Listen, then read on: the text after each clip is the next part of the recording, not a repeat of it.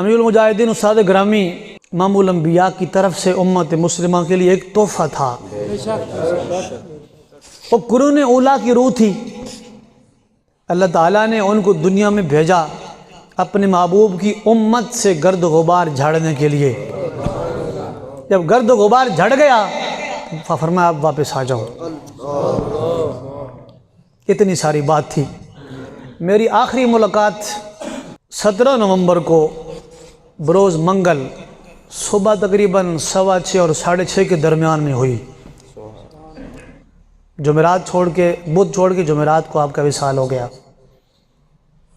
اب اس دفعہ جب ہم نے ہمارے قائد عظیمت نے جب لانگ مارچ کا اعلان فرمایا تھا تو غالباً 12 تاریخ کو جمعرات بنتی ہے، تو وہاں آپ کو پتہ ہی ہے پولیس نے وہاں پہ ریڈ کیا اور وہاں کافی مسجد کا نقصان کیا، دروازے توڑے ہیں، بابا جی کے گھر کے دروازے توڑے ہیں۔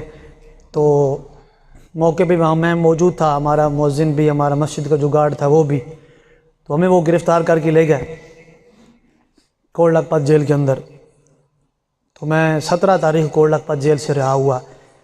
صبح میں 6:15 تقریباً مسجد پہنچا، میرے ساتھ 15 لڑکے اور تھے۔ جب میں پہنچا تو ابھی ہم مسجد کے باہر ہی کھڑے تھے ڈاکٹر صاحب، تو اچانک قائد محترم کی گاڑی آ گئی فیض آباد دھرنے سے واپس، آپ کی گاڑی آ گئی۔ تو ہم نے دیکھا کہ آپ تشریف لے آئے تو ہم سارے کھڑے ہو گئے۔ ڈرائیور نے گاڑی گھما کر مسجد کے گیٹ کے باہر لگائی، تو سلام کرنے کے لیے جتنے بھی ہمارے وہ دوست کارکنان جماعت کے تھے آگے ہوئے، سب نے سلام کیا، تو میں نے بھی جا کے 10 بوسے کی سلام کیا۔ تو ہم سارے نے پیچھے ہٹ کے کھڑے ہو گئے کہ آپ سفر فرما کے آ رہے ہیں اور تھکاوٹ بھی ہے، تو نیند کا جگراتا بھی آپ کو ہے، طبیعت بھی ناساز تھی، جاتے وقت تھی، تو ہم سارے پیچھے ہٹ گئے بھی آپ تاکہ اوپر تشریف لے جائیں۔ باقی لڑکے جو تھے وہ گاڑی کی بیک سائڈ پہ کھڑے تھے اور میں سامنے والی سائڈ پہ، شیشے والی سائڈ جو سامنے ہوتی ہے ادھر میں کھڑا تھا۔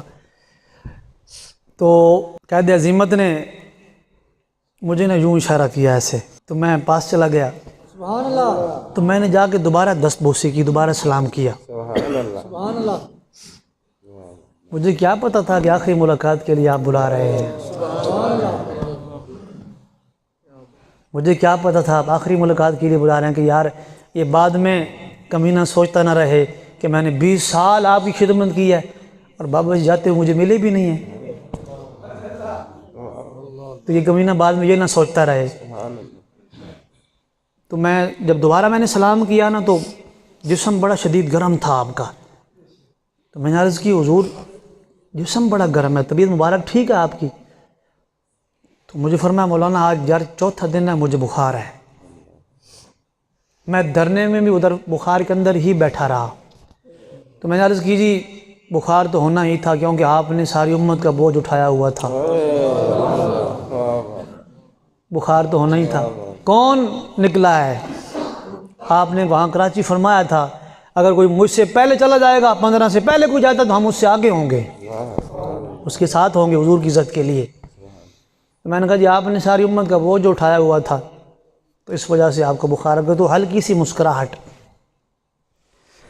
پھر فرمانے لگے مولانا، میں کہا جناب لیاقت باغ سے لے کر فیض آباد تک کا جو منظر تھا نا امت صدیاں یاد رکھے گی، یقین کریں الفاظ ہیں۔ ہاں یار وہ انداز تو قائد محترم کی ادا تو میں نے آپ کو بتائی نہیں، جب آپ نے گاڑی موڑ کے نا یوں لگائی نا ایسے، تو میں سامنے کھڑا تھا تو یوں انداز تھا، وہاں میں نے داتا دربار ختم کلو بھی میں نے بتایا تھا یہ انداز تھا، ایسے ایسے۔ مولانا تسی بھی آ گئے، مولانا تسی بھی آ گئے، میں کہا جی اسی نوکر بھی آ گئے سارے۔ اچھا فرمایا کہ بھئی لیاقت باغ سے لے کر فیض آباد تک کا منظر امت صدیاں یاد رکھے گی۔ حضور کے غلاموں نے فرمایا کمال کر دیا اس دفعہ تو۔ سبحان اللہ۔ اچھا آپ کے جو ساتھ وہ خدمت گزار تھے انہوں نے نا اشارہ کیا کہ یار استاد صاحب نے آرام کرنا ہے، تو مجھے اشارہ کیا کہ مولانا یار تھوڑا پیچھے ہٹ جاؤ تاکہ استاد صاحب جا کے لیٹ جاؤں، سفر کر کے آ رہے ہیں، جگراتا بھی ہے، طبیعت ٹھیک نہیں ہے۔ تو میں نے کوشش کی پیچھے ہٹنے کی نا، آپ کا دل مبارک نہیں تھا. میں نے یہ بھی عرض کی, میں نے کہا جی آپ کی طبیعت مبارکہ ٹھیک نہیں ہے تو آپ آرام فرمائیں جی. فرمانے لگے نہیں مولانا, مالکہ نے ہن کام لے لیا, ہن طبیعت ٹھیک ہے, ہن طبیعت ٹھیک ہے. حالانکہ اس وقت بھی 102 بخار تھا, ہن طبیعت ٹھیک ہے. پھر جیل کے بارے میں مجھ سے پوچھنا شروع کر دیا, کتنے لڑکے سی کیویں پھڑ کے لے گئے ہیں جی. پھر اتنے تکڑے رہے سارے منڈے. میں کہا جی ہر نماز تو بعد محفل کر دی سی تے پوری کوٹ لگ پا جیل میں سی نہ لبیک دے نعرے سنا کے آئے ہیں. تقریباً 5 یا 6 منٹ وہاں میری آخری ملاقات ہوئی. تو اس کے بعد پھر آپ اوپر تشریف لے گئے. پھر وہ جیل کی باتیں کی, کتنے لڑکے تھے, کس وقت چھوڑا, کون کون تھے, ٹوٹل کتنے تھے. میں نے کہا جی 122. رات کس وقت نکالا, ساری پوری ڈیٹیل پوچھی. تو پھر آپ اوپر تشریف لے گئے. تو یہ منگل کو میری وہاں آخری ملاقات ہوئی. بدھ کے دن میں نے فون کیا تو فون آگے آپ نے نہیں اٹھایا, کسی اور نے اٹھایا ہے.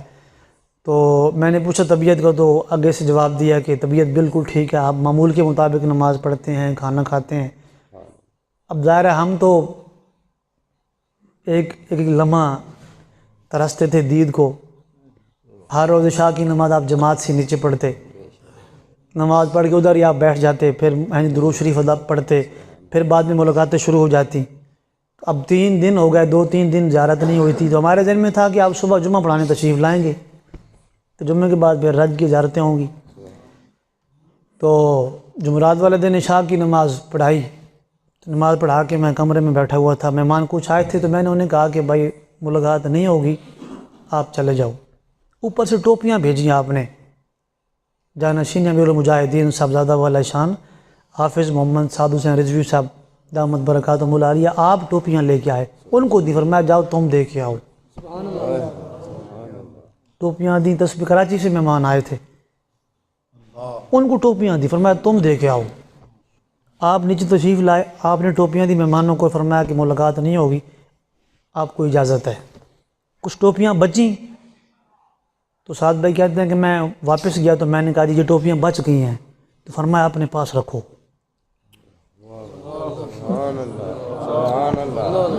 اشارے تو سارے کرتے جاتے تھے, ہم سمجھتے نہیں تھے.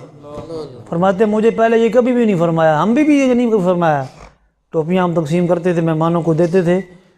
سعد بھائی کہتے ہیں مجھے فرمایا کہ ٹوپیاں اپنے پاس رکھو. مطلب یہ تھا کہ اب تم ہمارے ہاتھ سے جایا کریں گی, ہم تو چلے جائیں گے.